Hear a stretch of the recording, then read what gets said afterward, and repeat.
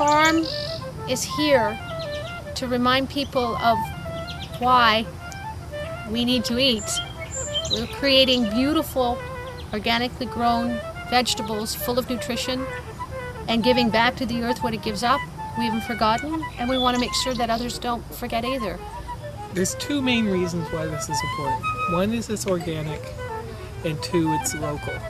We're located at the Wellwood Farm, a farm that was created in 1911. It was a plot of land of 112 acres, located on the south side of Warncliffe Road between London and Lambeth. The soil was good, although it was said that some parts were infested with Canadian thistle and bindweed.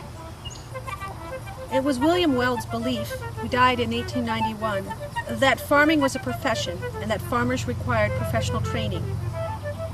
Because of his beliefs, he created a journal known as the Farmer's Advocate. And it's our hope from the City Farming Project that we resurrect that publication and begin again that tradition of bringing together impossible dreamers.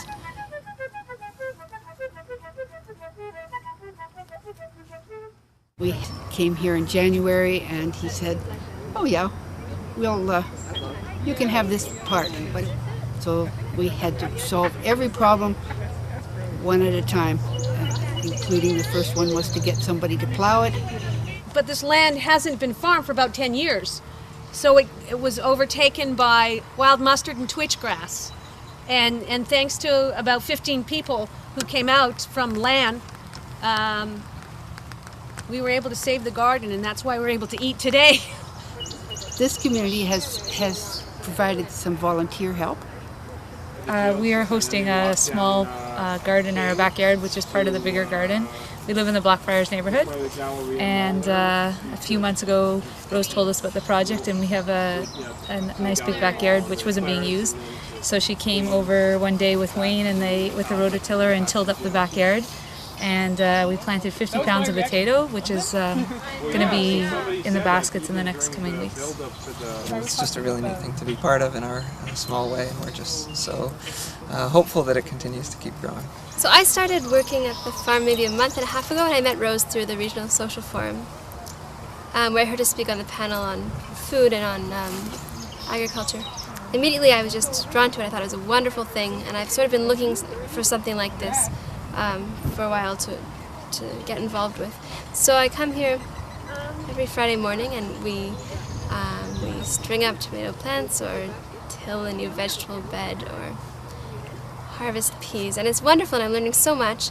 And I recently started a garden in my backyard, and I'm really an amateur, so I learned a lot from Rose from working here. I've seen the most incredible caterpillars and butterflies and birds. I've learned what a black walnut looks like.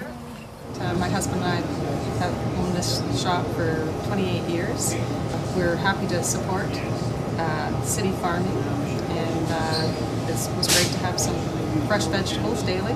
We're looking forward to doing it again next year.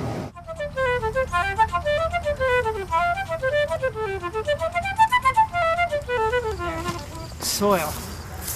Mixing up soil. The reason we're doing this is illustrated by here.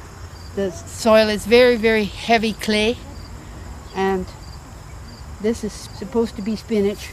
You can see a few plants here, and there's supposed to be 3 rows here. Nothing grew because it can't get up through this heavy clay.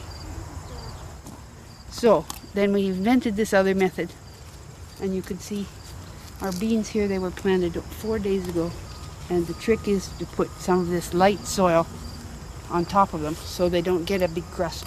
And that's it. We're going to put some of this and some of this here, which is the mix that we use to start seeds in. It's not really soil. And mix it up. So it does 2 things. It marks out the rows nicely, and it helps them get out through the soil. How you feed the vegetables changes how they taste and what's in them and how good they are for you. So that's what's really important to know about this project. Wood ash, that's great for beets. It's all basically just creating a forum for each plant, what they need. So we start with the raw stuff, the real stuff, wood ash, cow manure, and sea kelp. And depending on the variety of plant, we formulate what's necessary to keep it happy. This is our manure tea. There's a wee bit of wood ash in it as well. Something that I thought was kind of important for vines to grow with. There's no scent whatsoever to this manure. It's because it's been properly composted. This is our manure tea.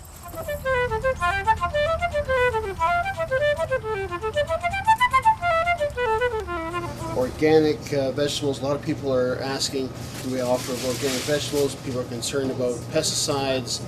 When you add stuff to the soil, it matters. For example, if you have a huge crop, you can't possibly add what's necessary in a reasonable way.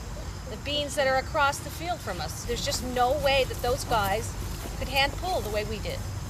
There's just no way they can feed them with sea kelp or wash them with dish soap if the bugs come after them.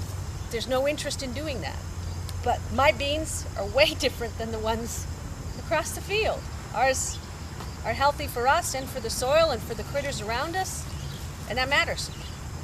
Growing organic and growing locally, it's a labor-intensive thing, it's not a capital-intensive thing, so it's really hard for a big corporation to make money off of it, and that's why we're losing it in our society.